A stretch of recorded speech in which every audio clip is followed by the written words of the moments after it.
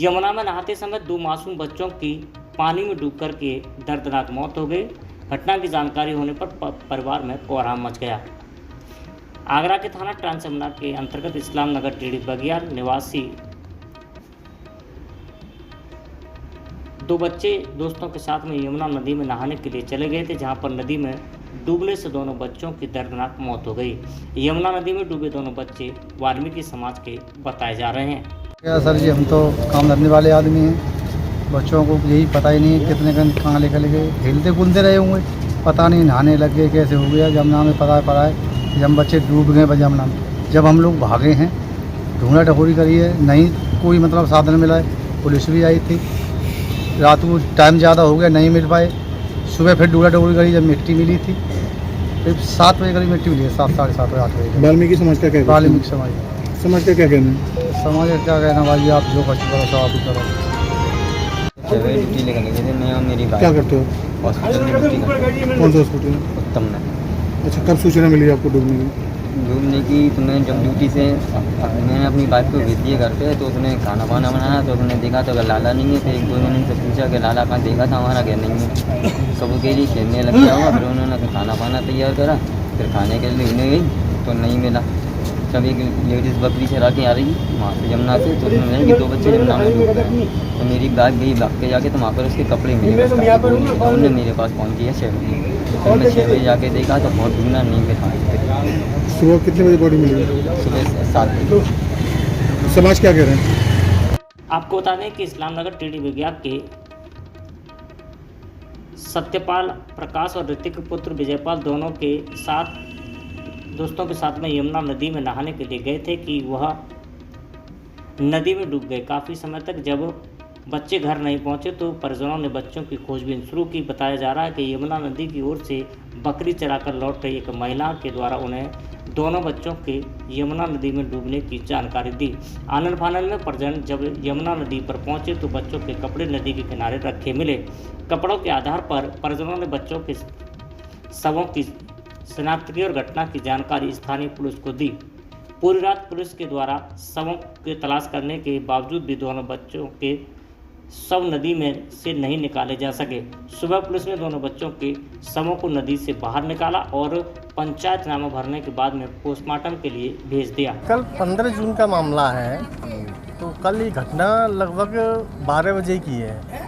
दोनों ही परिवार ये टेढ़ी बगियार पर इस्लाम नगर वाल्मीकि बस्ती है, वहाँ निवास करते हैं और ये मजदूर वर्ग के लोग हैं वाल्मीकि समाज के। तो ये काम पर निकल जाते हैं, बच्चे घर पर रह जाते हैं। तो करीबन बता रहे हैं कि 12 बजे की ये घटना है।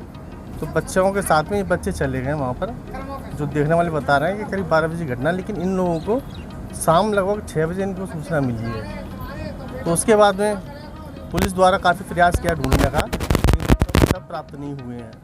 रात्रि करीबन 9:30 बजे जब मेरे पास सूचना मिली तो मैंने ट्रांस यमुना इंस्पेक्टर के पास फ़ोन किया तो पूरी जानकारी ली इस घटना की। सुबह हमने हमारे वाल्मीकि महापंचायत के अध्यक्ष हैं आदरणीय तखत चौधरी मान सिंह जी, हमारे धनवार जी हैं, हमारे राय जी हैं, सबसे बात की हम लोग आए यहाँ पर। तो एक बच्चा तनमन नाम का था और एक बच्चा ऋतिक था। तो दोनों के सब यमुना से प्राप्त हो यहाँ मूर्सरी पे हैं और दोनों ही बहुत गरीब निर्धन परिवार है।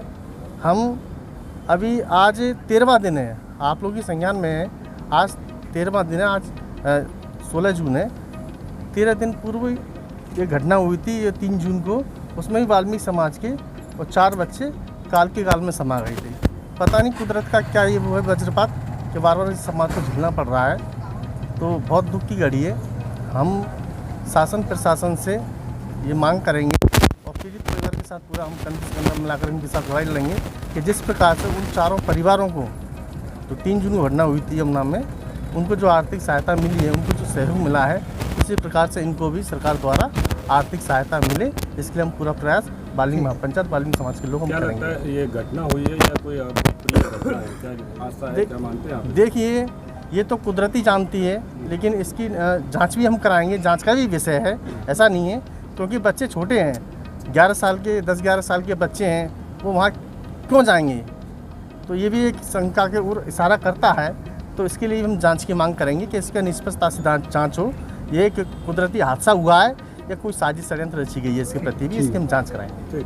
बताया जा रहा है कि मृतक बच्चे ऋतिक का पिता आगरा नगर निगम में सीवर की सफाई करने वाली बवा कंपनी में कर्मचारी है, तो वहीं पर ऋतिक के माता पिता हॉस्पिटल में मजदूरी करने का काम करते हैं। बच्चों के असमय काल के गाल में समा जाने से दोनों परिवार में कोहराम मचा है।